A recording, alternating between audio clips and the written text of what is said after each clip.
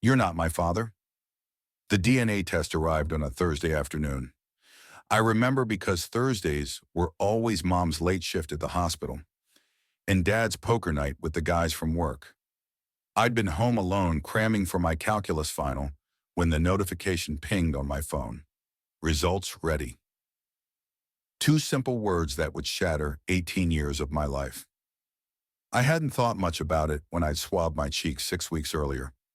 It was just something my friend Eric and I had done on a whim after his grandmother discovered a long-lost cousin through one of those ancestry sites. "Dude, what if you're secretly royalty or something?" he joked, and we both laughed as we filled our little plastic tubes of saliva. I clicked through the app casually, more interested in procrastinating on derivatives than actually reviewing my genetic heritage. European ancestry, as expected. Some health markers, a chart showing my genetic traits that correctly predicted my blue eyes and early onset gray hair, a trait I'd always attributed to my dad's side. Dad started going gray at 20, and I'd noticed my first silver strands on my 16th birthday. Then I saw it, the Family Connections tab. Eric Thompson, friend. No genetic relationship detected. That made sense. We weren't related. Potential family matches, 12. I clicked, curious who might have used this service that I could be related to. Maternal relatives. 11 paternal relatives. 0. I frowned. That seemed strange. Dad had a large extended family, cousins in Minnesota, an aunt in Florida. Not finding matches could just mean none of them had taken the test, I reasoned. But then I saw something else. A notification badge on the DNA Insights section. DNA inconsistency detected. My heart began to race as I tapped it. Based on your genetic profile, we have detected an inconsistency with your reported family relationships.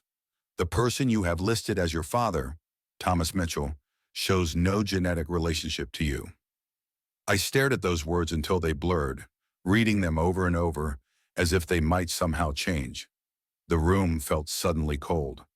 Thomas Mitchell, my father, the man who taught me to ride a bike, who coached my Little League team, who helped me rebuild my first car, who'd been planning my college visits for next fall, wasn't my father?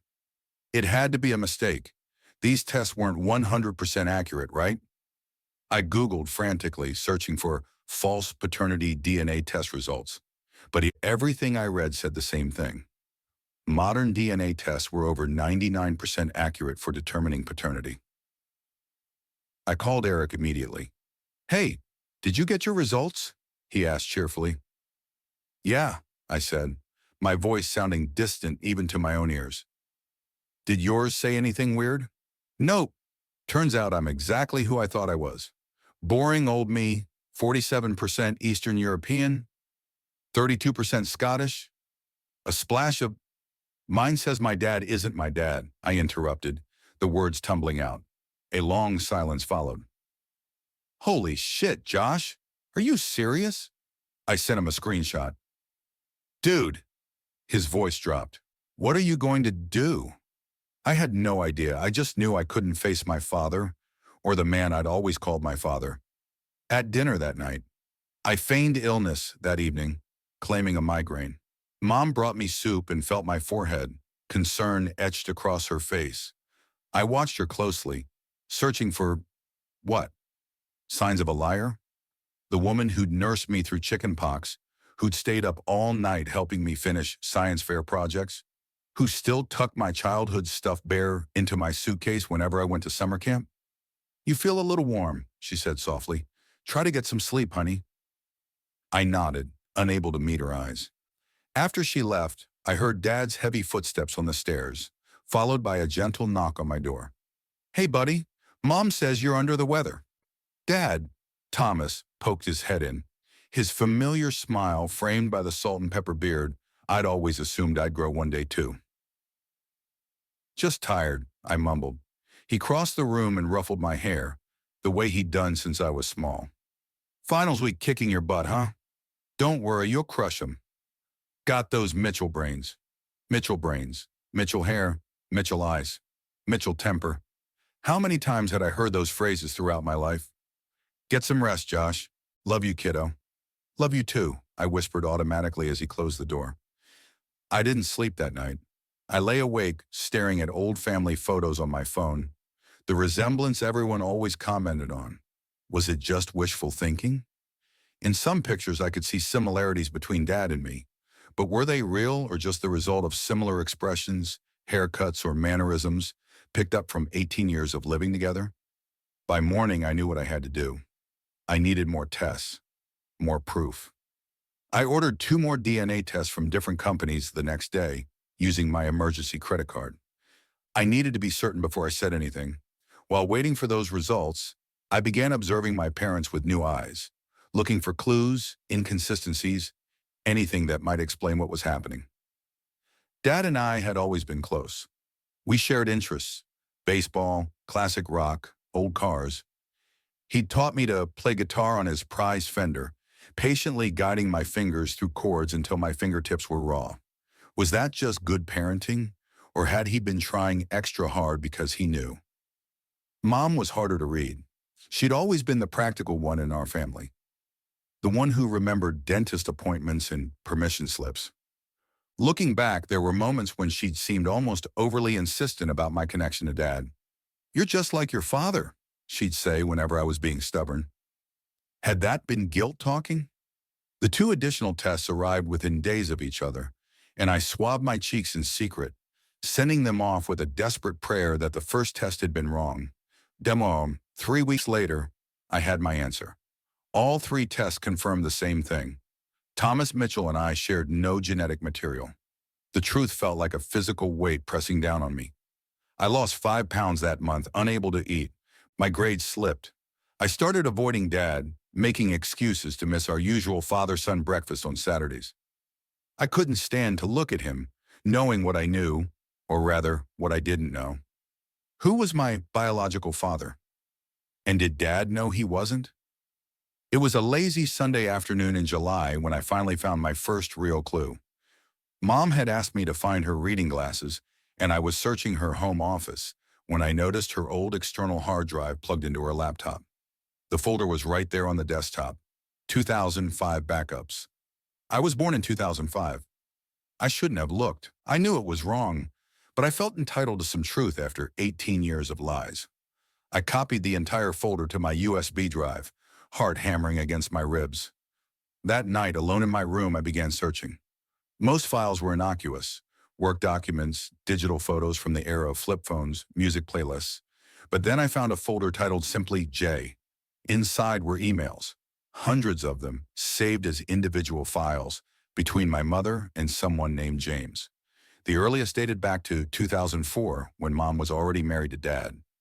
From james.wilson@turner-medical.com to catherine.mitchell@gmail.com. Subject: Today, Cat.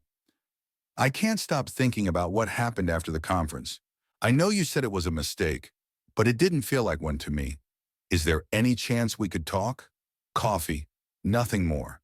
I respect your marriage, but I need to see you. Jay. My hands were shaking so badly I could barely click to the next email.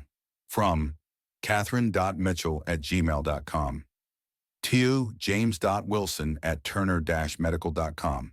Subject: Today. James. We should never have crossed that line. Tom and I have been trying for a baby for 3 years. He's devastated every month when nothing happens. I can't do this to him. Please understand and respect my decision. It's better for everyone if we keep our relationship professional. Gay and Catherine.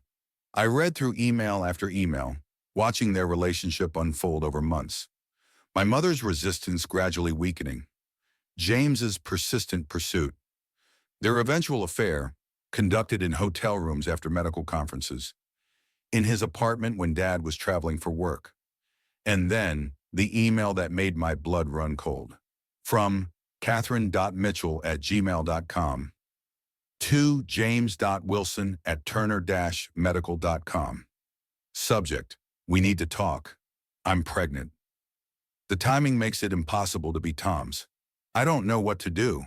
He's so excited, James. He thinks this is our miracle after trying for so long. I can't tell him. I can't destroy him like that.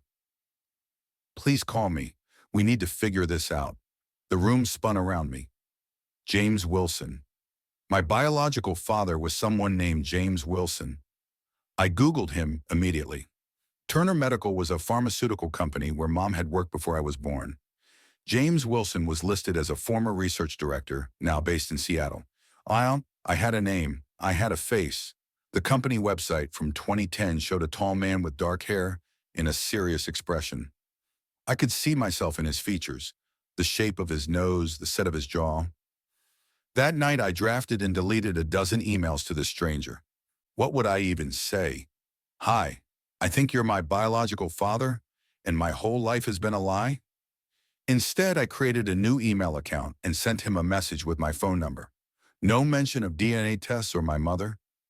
Just a request to talk about a sensitive family matter. He called the next day. Is this Joshua Mitchell? A deep voice asked cautiously. Yes, my voice cracked.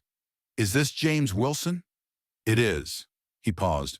Your message was rather vague. How can I help you? I took a deep breath.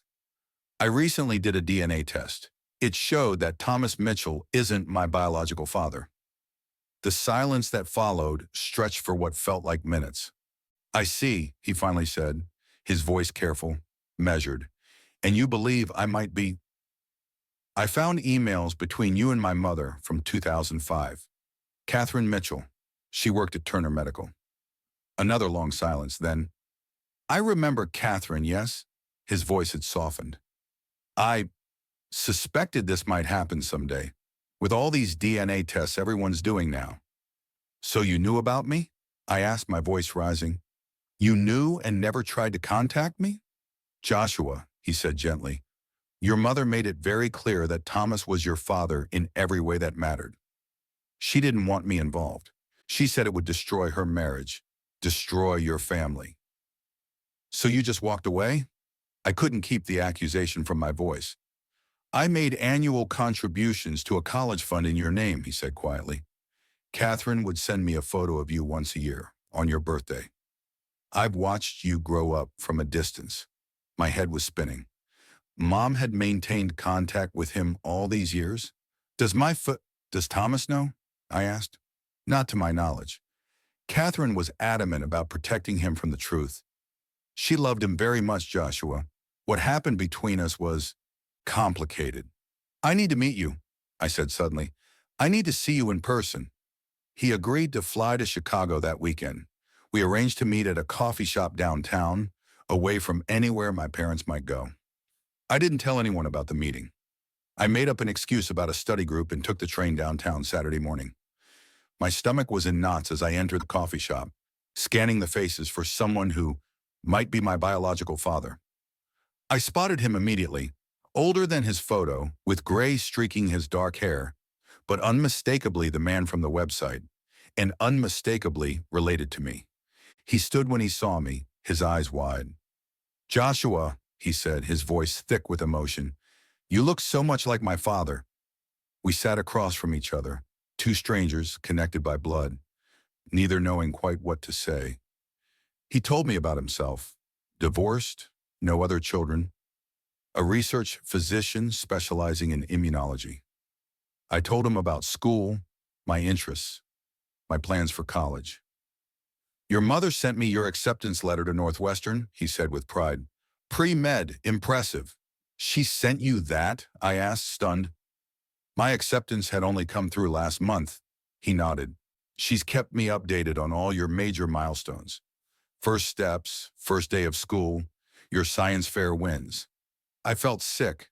All these years, my mother had been living this double life, sharing my private moments with the stranger while maintaining the fiction that Dad, Thomas, was my only father.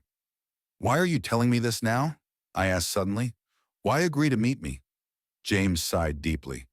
Because you deserve the truth, and because I've respected Catherine's wishes for 18 years. But you're an adult now. You reached out to me. That changes things. Did you love her? I needed to know. He looked away. Yes, very much. But she chose her marriage, her life with Thomas. I respected that decision. Did you ever want to be part of my life? His eyes met mine, and I saw pain there. Every day.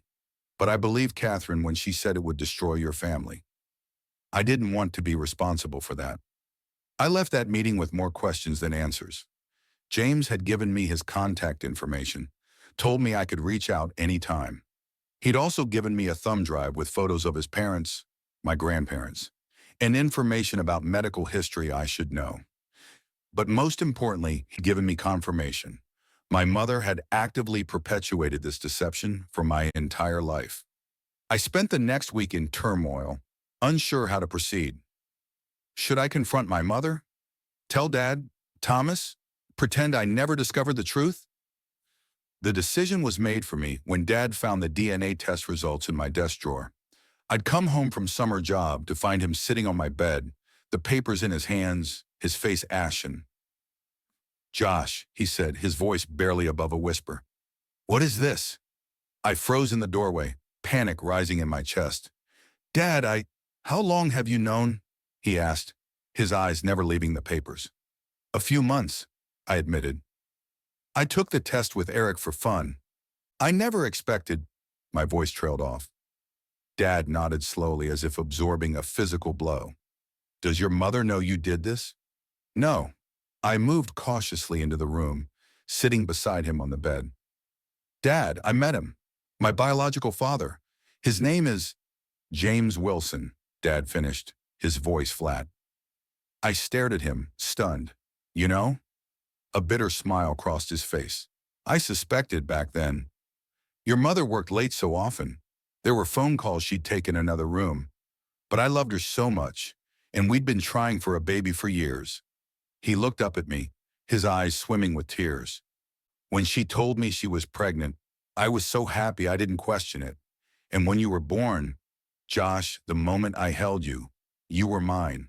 DNA didn't matter." "You knew?" I repeated, incredulous. "All this time?" He shook his head.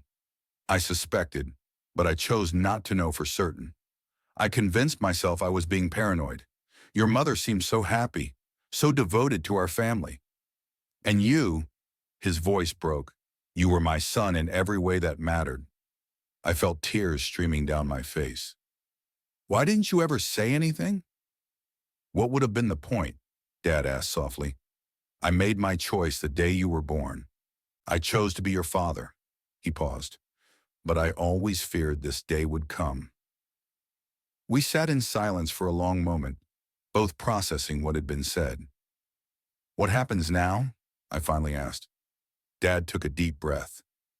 "Now we wait for your mother to come home, and we all have a very difficult conversation. Mom found us in the living room, the DNA test results on the coffee table between us. The color drained from her face the moment she saw them. "Tom," she whispered. "Josh, what's going on?" "I think you know, Catherine," Dad said quietly. "Josh took a DNA test. The truth is out." Mom sank into an armchair, her hands trembling. "Josh, honey, I can explain." "I met James," I interrupted. "He told me everything. About the affair, about how you've been sending him my photos all these years." Dad's head snapped up. "You've been in contact with him? All this time?" The look of betrayal on his face cut through the room like a physical force. Mom was crying now. "Tom, please, it wasn't like that. I felt he had a right to know Josh was okay, that his son was thriving." "His son," Dad repeated, the words like knives. 18 years, Catherine. 18 years of lying to my face." "I was trying to protect our family," Mom cried. "By maintaining a relationship with your lover?" Dad's voice was rising now. "By sharing moments of our son's life with another man behind my back?" I'd never seen him so angry, so hurt. The veins in his neck stood out, his hands clenched into fists at his sides. "Josh was always yours," Mom insisted, "in every way that matters." "Except you never gave me the choice," Dad shot back. "You decided for me, for all of us." I sat silently watching the foundations of my family crumble before my eyes, each revelation feeling like another brick falling. "Did you ever plan to tell me?" I asked my mother, my voice small. She turned to me, tears streaming down her face. No, sweetheart, I thought, I thought what you didn't know couldn't hurt you. But it has hurt me, I said. Finding out like this, feeling like my whole life has been based on a lie. That's hurt me more than knowing the truth ever could have. Mom reached for my hand, but I pulled away. The gesture felt like a betrayal to Dad, who had just had his world shattered yet again. I've been faithful to this family for 18 years, Mom pleaded. One mistake. This wasn't one mistake, Dad interrupted. The affair may have been, but lying to me every day for 18 years? Keeping in touch with him? That was a choice you made every single day. The three of us sat in that living room for hours, the conversations cycling through anger, grief, explanations, and recriminations. Mom tried desperately to salvage something from the wreckage, but with each revelation, each admission, I could see Dad pulling further away. I need some air, he finally said, standing abruptly. I can't. I need to think. He walked out the front door without another word. The sound of his car starting and pulling away left a deafening silence in its wake. Mom turned to me, her eyes red and swollen. Josh, please, you have to understand. Everything I did because I love you. Because I love this family. But I couldn't accept that anymore. Love didn't lie. Love didn't deceive. Love didn't maintain secret relationships for 18 years. Did you ever love him? I asked. James? Her face crumpled. It's not that simple, Josh. It is that simple, I insisted. Did you love him? After a long pause, she nodded. Yes, but I chose your father. I chose our family. No, I said, standing up. You chose to lie to us. There's a difference. I walked out of the room, leaving her alone with the consequences of her choices. Dad didn't come home that night, or the next. He called me directly, letting me know he was staying at a hotel while he figured things out. He assured me none of this changed how he felt about me. I was still his son, would always be his son. Mom tried everything to reach him, calls, texts, even showing up at his workplace. But 18 years of deception had created a chasm too wide to bridge. A week later, he returned to pack some things. I helped him load boxes into his car, neither of us saying much. What was there to say? As he was about to leave, he pulled me into a fierce hug. I need you to know something, he said, his voice rough with emotion. Biology doesn't make a father. Being there does. Loving you does. And I have loved you every single day of your life. That will never change. I nodded against his shoulder, unable to speak through my tears. I won't ask you to choose sides, he continued. She's your mother, and regardless of her mistakes, she loves you too. But I can't be with her anymore. I can't look at her without seeing 18 years of lies. I understood. The trust was irreparably broken. Dad moved into an apartment across town. We still had our Saturday breakfasts, though now they were tinged with a sadness that hadn't been there before. He filed for divorce, and Mom didn't contest it. As for James, my biological father, we'd begun a cautious relationship. Not father and son exactly, but something new, something undefined. He respects my boundaries and understands that Thomas Mitchell will always be my real dad. Mom lives alone now in the house full of memories. I visit her, but things between us are strained. The weight of her deception still stands between us like an invisible wall.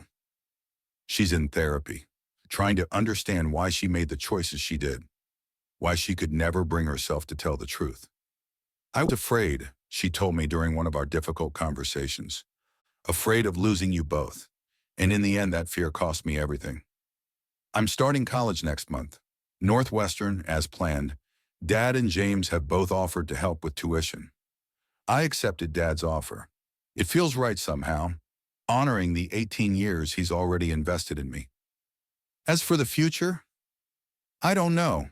Forgiveness doesn't come easily, but I'm learning that the truth, however painful, is better than living in a carefully constructed lie. My mother is learning that too, though her lesson came at a much higher price.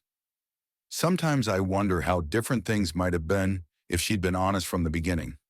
If she'd given Dad the choice to stay or go, knowing I wasn't biologically his. He insists he would have stayed, would have chosen me regardless. I believe him, because that's what real fathers do. They choose their children day after day, year after year, regardless of blood, regardless of biology. The DNA test changed everything and nothing. Thomas Mitchell is still my father, always will be. DNA may tell you who you're related to, but it doesn't tell you who your family is.